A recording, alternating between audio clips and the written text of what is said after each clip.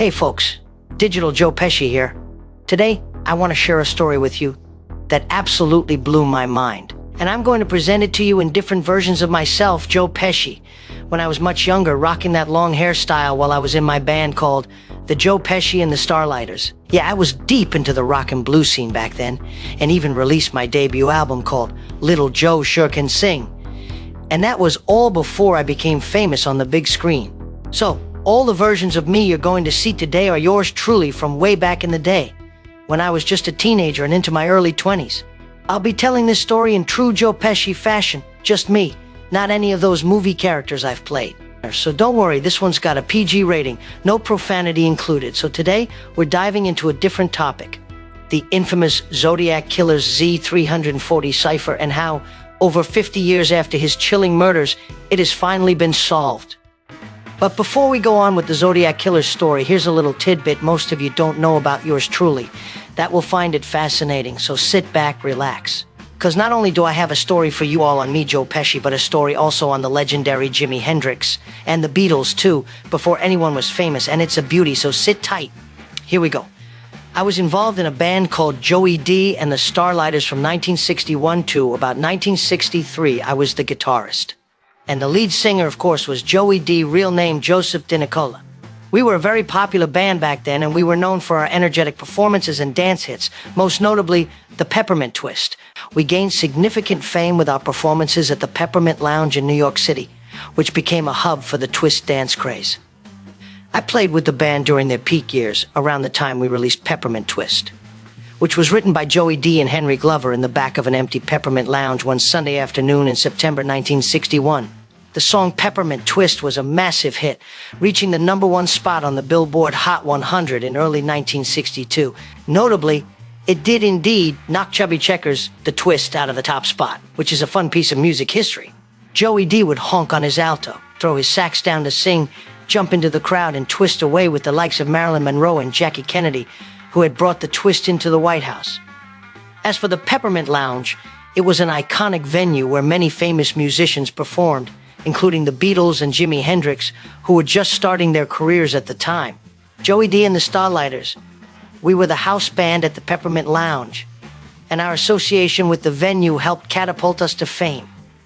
Yes, this was my highlight in my early chapter of my life where I was part of the vibrant music scene of the 1960s. I eventually transitioned away from music in late 1963. I spent the following years working various jobs, including as a barber and a mechanic, before eventually breaking into the film industry in the mid-1970s. And the rest is history as you know it. After the Peppermint Lounge closed its doors for good in 1965, Joey Dee opened up his own club, one block north, on 46th Street. He called it the Starlighter. There came a time when he was short one guitarist. Drummer Jimmy Mays told him he had heard of a kid who was in the bands of Little Richard and the Isley Brothers, but was in between bands at the moment, having been fired from both bands for being much too flamboyant and stealing the show almost every night. Joey says, "Bring him to the house in Lodi, New Jersey, and I'll audition him." So off went drummer Mays into the city, and found the musician living in a seedy dump of a hotel with hot and cold running cockroaches. He was going by the name of Maurice James. He went by many names back then. He had been honorably discharged from the U.S. Army after completing his paratrooper training at Fort Campbell in Kentucky. He had yet to become Jimi Hendrix, as we all know him. So Jimmy arrives at Joey's house in Jersey to audition. Jimmy and nephew Johnny had their doubts after picking him up at the St. James Hotel, a real dump. They told Joey it was filthy dirty with leftover bits of rotting food all over the room. Hey, he was a struggling musician, and he was living a struggling musician's life. He comes to Joey's garage in Lodi where he had all his equipment set up. He didn't even have a guitar case.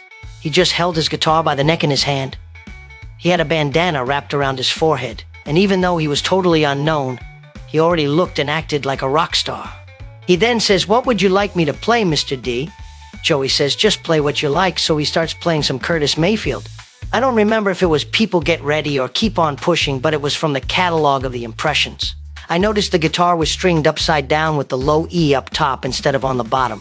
That didn't matter though, because he played so mellifluously, so beautifully. He didn't even play 2 minutes, and Joey was enjoying it so much. Joey would have hired him after the third note. Joey then says, "Man, that was great. You got the gig." Joey had strict rules. You were to take no drinks on stage. You're not to smoke on stage. You had to look really good on stage. Have your suit and tie on at all times. Those were his rules, and this is what we live by. He would tell every new member, look, this is how it is, and if you can't handle it, you can't be in my band. Jimmy was good. He needed the gig, and he was smart. He had a great sense of humor, too. He kept having so many little asides with Joey. They'd be looking at the girls in the audience, so many beautiful women. And he was certainly a grade A ladies' man. He had that certain magic to him.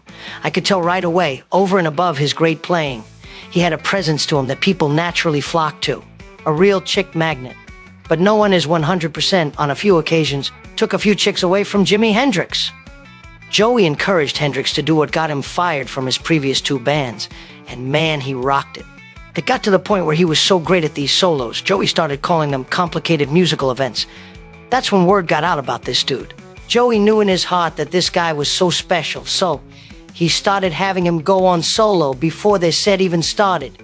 He would do 5 or 10 minutes, whatever he wanted to do. At first, he was shy about it, and I'll be darned if he didn't please the house every time. Folks would go nuts for him. No rhythm section, just him and his guitar. And he blossomed. Ultimately, Hendrix, who had been composing the whole time in his ratty room, would quit Joey Dee and the Starlighters to finally form his own band. But not before Chaz Chandler, bassist of the Animals, saw him perform. He was blown away. Chaz wanted desperately to quit his band and go into management. He started following Hendrix around Greenwich Village at small bar gigs and ultimately whisked him off to England, hooked him up with Noel Redding and Mitch Mitchell, and the rest, as they say, is history.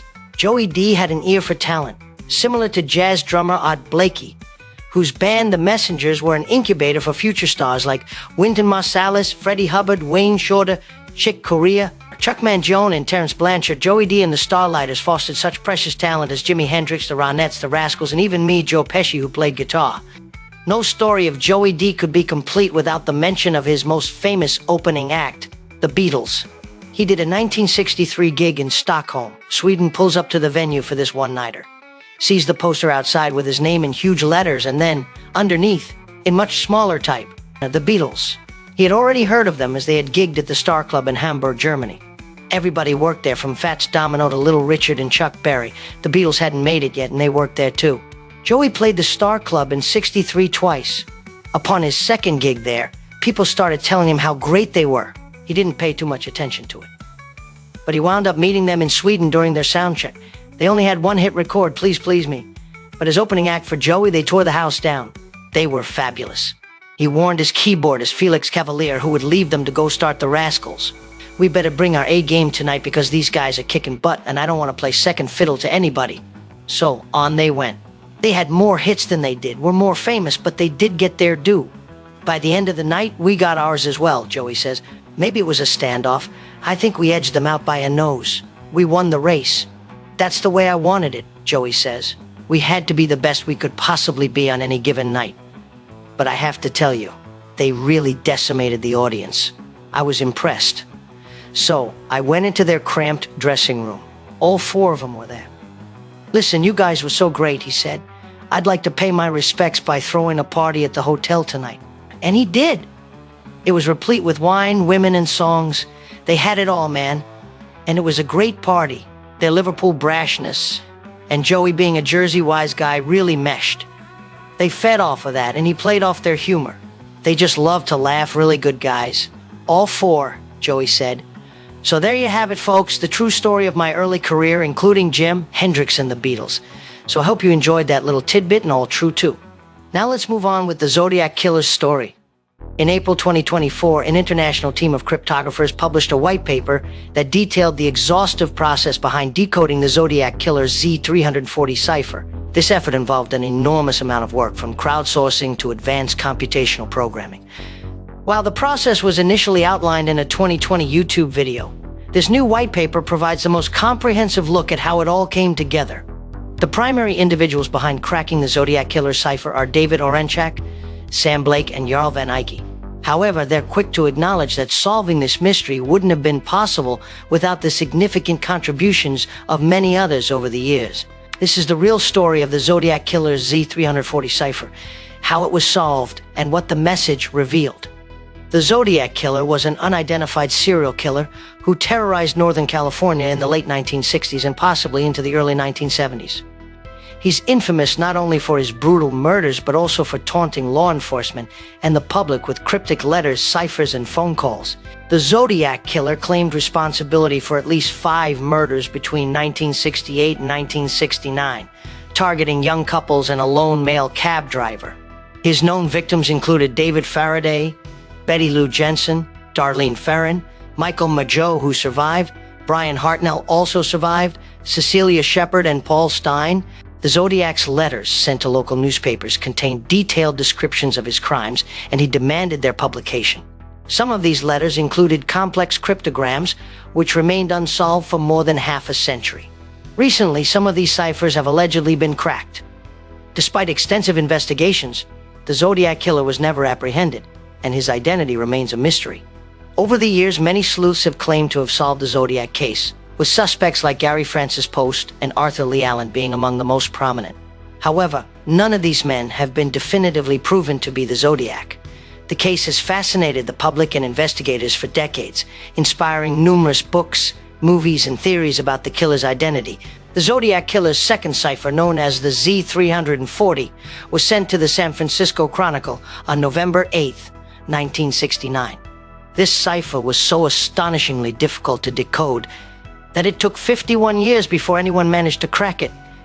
That day finally came on December 5, 2020, when US-based software developer David Oranchak, Australian mathematician Sam Blake, and Belgian cipher expert Jarl van Eyck solved the mystery behind the Zodiac cipher, with their work confirmed by the FBI. Earlier this year, the trio published a white paper detailing their extensive process, revealing just how much effort was required to decipher the letter. They discovered that the Z340 cipher used 63 different symbols, a system further complicated by multiple symbols representing the same letter in the alphabet. Additionally, the letter was filled with misspellings and transpositions, making the code breaking even more challenging. However, Van Eyck's software, Deciphered, ultimately helped reveal the solution, a feat that wouldn't have been possible without the hundreds, if not thousands, of attempts made by others over the years. Shortly after Zodiac mailed Z340, many people raced to decipher it, and some asserted their decryptions were correct, the authors wrote. But none were definitively endorsed by law enforcement, so these efforts continued for decades. The report also highlighted the numerous attempts made over the years to crack the code. The FBI, NSA, Navy, and the American Cryptogram Association all tried and failed to decode it. The popularity of the case and the noteworthy nature of Z340 led many amateur codebreakers to join the efforts to solve the cipher, the 3 cryptographers wrote. Many so-called solutions went viral and received significant attention in the news media. But it was a new update to Van Eyck's Deciphered that finally cracked the code. Since Z340 and another cipher, Z408, lacked divisions between words, previous software attempts often produced a jumbled mess. Words blurred together, and the complex nature of the cipher made it unclear whether the letters were even accurate. Deciphered, however, could now automatically add white spaces to divide words where they likely belong based on statistical analysis. This made partial solutions much more comprehensible, the authors explained. So now, more than 50 years after the Zodiac Killer sent the Z340 cipher, we finally know what it says. Here's what the decoded text of the Zodiac Killer's Z340 cipher says. I hope you are having lots of fun in trying to catch me. The Z340 cipher begins. That wasn't me on the TV show, referring to a recent live call-in purportedly from the Zodiac on AM, San Francisco. The cipher continues, which brings up a point about me. I am not afraid of the gas chamber because it will send me to paradise all the sooner, because I now have enough slaves to work for me where everyone else has nothing when they reach paradise, so they are afraid of death. I am not afraid because I know that my new life will be an easy one in paradise death. While this deciphered message doesn't solve all the mysteries surrounding the Zodiac Killer, it is still a remarkable achievement. Oranchak, Blake, and Van Eyck certainly deserve credit for revealing the letter's contents to the world. However, the cryptographers also emphasize that their work wouldn't have been possible without the efforts of those who came before them. The solution of this cipher was the result of a large, multi-decade group effort, they wrote, and we ultimately stood on the shoulders of many others' excellent cryptanalytic contributions. Perhaps future investigators will build upon these efforts to shed even more light on the Zodiac Killer's story. So there you have it, folks, a story that many youngsters and even older folks might not know about. I hope you found it entertaining. If you did, please don't forget to subscribe, like, comment, and share this video. Chris Dallas here at Dual Ped and Celebrity Recreations, where we do our best to bring you top-notch recreations and stories you won't find anywhere else.